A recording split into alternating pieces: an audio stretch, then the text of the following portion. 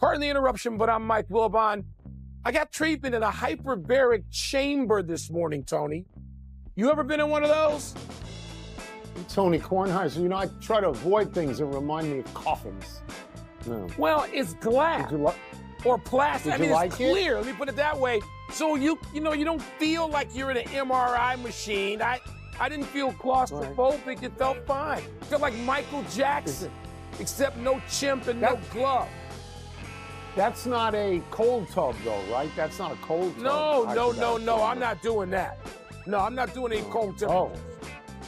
All right. Welcome to PTI, boys and girls. In today's episode, the Panthers are maneuvering for a third straight Stanley Cup. A good night for aces. And Taylor Twellman joins us to break down tonight's Gold Cup semi between the United States and Guatemala. But we begin today with reports by The Athletic and ESPN that Mike Brown is expected to be the next head coach of the Knicks. Brown has coached 4 different NBA teams. 2 of them were Cleveland. His tenure is separated by 3 seasons. Brown was Coach of the Year in Cleveland in 2009, Coach of the Year in Sacramento in 2023, and of course, fired by both teams as well as the Lakers. Wilbon, how should the Knicks feel if they end up with Mike Brown? Well, Tony, you talk about professional coaches in the world. Mike Brown has a resume that glitters. First of all, he's done difficult things nobody wants to do, like follow a legend. Hello, Phil Jackson. He's coached big stars, the biggest of stars, Kobe, LeBron, Steph Curry, and all the people that they may have teamed with at some point in time. He coached them. He's coached under Pop. He was on the bench, not just on the bench with Steve Kerr, but when Steve Kerr had those back issues, right? And you had coaches Walton and Brown had to do real coaching. They had to really work and gain the confidence of those people. There's nothing on Mike Brown's resume. And if you're going to talk about replacing Tibbs, who we all know is one of the great defensive coaches in the last 25 years in the NBA, Mike Brown has been that level of defensive coach, but he's also had the #1 offense. And so you say, okay, what are we getting maybe that's different? And maybe there are similarities to Tibbs, and those may be good, but there is a lighter touch. He's maybe more collaborative than Tibbs has been known to be. So, it may not be the guy that you had up in lights that you wanted on the marquee first, but Mike Brown's a hell of a coach for a long time in the NBA. I love the wording of the question. The wording of the question is, how should the Knicks feel if they end up with Mike Brown? Like he's a consolation prize. Like you don't get the all-expenses-paid trip to Europe, but let's give you a gift card. Mike Brown's record in regular season games in the NBA is .454 and .304. He wins at a percentage of 59.9%. His record in the playoffs is 50-40. He wins more than he loses. He took LeBron James to the finals in Cleveland, and he took Sacramento to the playoffs when they hadn't been there in 17 years. Now, he gets fired because everybody gets fired. First prize is the Cadillac, and second prize is the steak knives, and third prize is you're fired. But he's a professional coach, and he's being hired, if it happens, by a management that is amateurish. Every single thing the Knicks have done, including firing Tom Thibodeau, has made them look worse. Day by day, worse. So he is, Mike, and I'll get out of here on this, Mike Brown is on some level better than the Knicks deserve right now. I'm done. Coming from a longtime Knicks fan observer, Tony, that you should get the last word on that, and you will. Because we're going to move now to the 2-time defending Stanley Cup champs, Florida Panthers, who are somehow keeping the band together. In the last few days, the Panthers have agreed to extensions with Sam Bennett, Brad Marchand, and Aaron Ekblad, defying a history that's seen top teams have to part with stars due to cap constraints. Tony, how realistic is it to you right now that the Panthers will win a 3rd straight cup? So you are telling me that they kept all their important free agents. And I assume they still have Kachuk, and I assume they still have Bobrovsky. And they have now been to the Stanley Cup final 3 years in a row. And 2 years in a row they won it, and it was easier this year than last year, because this year took them 6 games, and last year took them 7 games against the same opponent. And now you're asking me, does this upgrade their chances of winning again? And I would say sure, because unless Gretzky and Lemieux and Orr and Hull are walking through that door, I'm going to take Florida. And then, Mike, And then if they win again, that's a long way from winning, but if they win again, then we use the word dynasty. Because 3 in a row is a big deal. Gretzky's Oilers did not win 3 in a row. The Penguins with Lemieux and Yager and later Crosby, they did not win 3 in a row. The Canadiens won 5 in a row, I believe, in the late 50s. They won 4 in a row in the late 70s. The Islanders won 4 in a row in the early 80s. But if they come back, if Florida comes back and they make it again for 4 in a row and win it again for 3 in a row, that's a big deal. It is, Tony, but I'll take the field, and I want to get to the history of what they've done.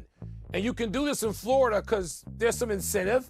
In places that I'm going to name in a second, like California and Illinois and Pennsylvania, there's something called state taxes, and you might not feel as enriched when you sign that deal in those states as you feel in Florida. But I'm going to mention some teams now. The Blackhawks, Penguins, Kings. Well, and Tampa does have that in Florida, but those first 3, they won a couple, Tony. The Blackhawks won 3. And then I would look up on opening night when they're raising the flag to the roof of the United Center, and I would say, wait a minute, where's half of our damn team? They're gone. Because the really difficult rules of the NHL forced you to get rid of those guys. And so the Blackhawks won 3 in 5 years, but they couldn't go after 3 in a row, really. They had a chance once. And those other teams did too. I mean, the Kings had that chance. The Penguins had chances. The Lightning. And so the NHL, I'm upset that my franchise didn't get the benefit of this. But if you're a fan of the Panthers, and now you're right, they're going to have a shot at building a dynasty when other capable teams with capable management did not.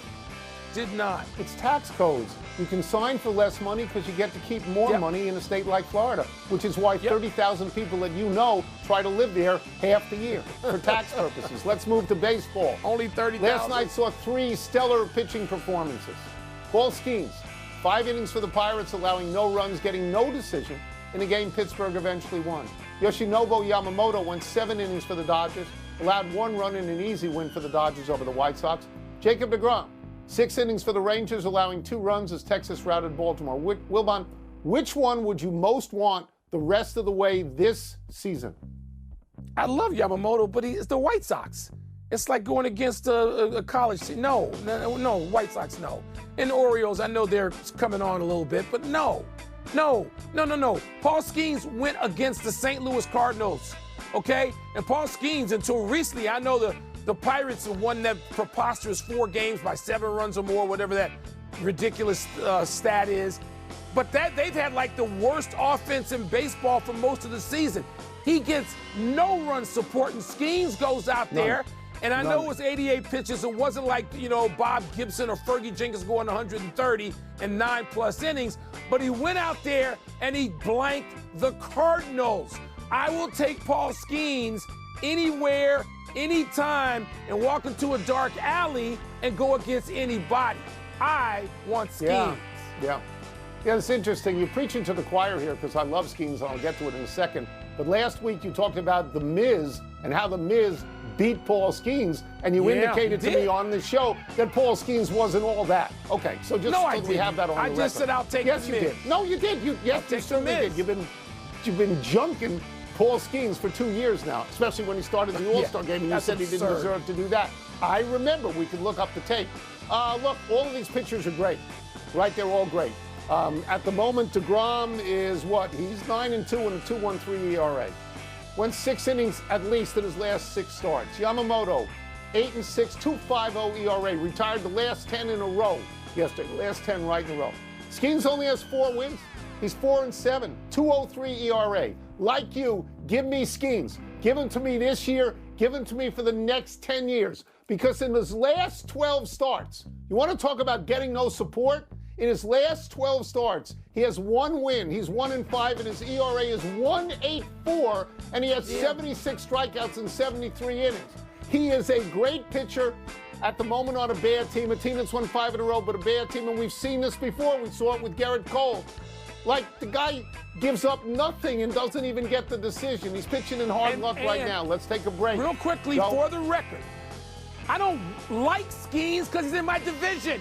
He's a great pitcher. What I said is I will take Skeens and Miz every day while I root against them with every fiber of my being. Don't ever say I junk Skeens, because I'll take. You did. I'll come out with money out of my own You've been doing it for pocket 2 years. to pay Skeens to put him in a Cub uniform. Are you crazy? Fantastic. NIL money for Skeens as well. Let's take a break. Coming up, what's at stake for the 30th birthday Ryan Murphy? Murphy holds the Olympic record in the 100-meter backstroke, which he set in 2016 in Rio de Janeiro. Murphy has a total of 9 Olympic swimming medals, including 5 gold medals, 100-meter backstroke, 200-meter backstroke, 4x100 mixed medley relay, and a couple in the 4x100 men's medley relay. The backstroke's a specialized event. There aren't that many medals available to backstrokers. The problem with being an American male swimmer is Michael Phelps. Phelps is bigger than everybody. Phelps has 23 Olympic gold medals. His shadow looms large. He could be right behind me right now on the golf course, because Phelps is out here in the desert playing golf more often than swimming now, though maybe not right now where it was 116 like 2 days ago. Happy anniversary, Joe DiMaggio. This is obviously posthumous, but on this day 84 years ago, the Yankee Clipper hit a home run to left field in Yankee Stadium over the head of his hitting rival Ted Williams. That hit gave DiMaggio Major League Baseball's longest single-season hitting streak at 45 games, surpassing the record Wee Willie Keeler set in 1897. Ultimately, DiMaggio hit in 56 straight games, a record that hasn't been challenged since Pete Rose got to 44 in 1978. The closest since Rose was Philadelphia's Jimmy Rollins, getting to 38 over 2005 and 2006. I know some records have fallen in baseball where records are more important than any other team sport in North America. But, Tony, we're not seeing 56, are we? It's not going to happen. No. We're not seeing 512 wins, and we're not seeing 57. No, we're not seeing that either. Happy trails, Francisco. Compete the Lynx for the WNBA Commissioner's Cup. I know your thoughts. Yeah, because I'm not 24 years old, and I don't do cups in the middle of the season. Wake me when the playoffs start. The Astros shut down Yordan Alvarez after the slugger suffered a setback with his fractured right hand. Big loss? Yeah, he's a great hitter. He's only played in 29 games this year. He's a great hitter. They're a good team. He's a great hitter. The Pistons landed former Heat shooter Duncan Robinson. Is that a big deal? Yeah, Duncan Robinson's a 40% shooter from 3 career, and we don't know what's up with Malik Beasley. So, yes, it's a big deal. Shohei hit his 30th last night. That's significant, isn't it?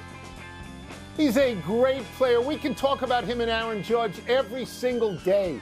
Last one, the Marlins have won 8 in a row. Do I hear 9 from you? Do I hear 9? No. They're 10.5 still behind Philly. I'm not going to get excited about that streak yet. We're ahead of the Nats, though. Ugh. We're out of time.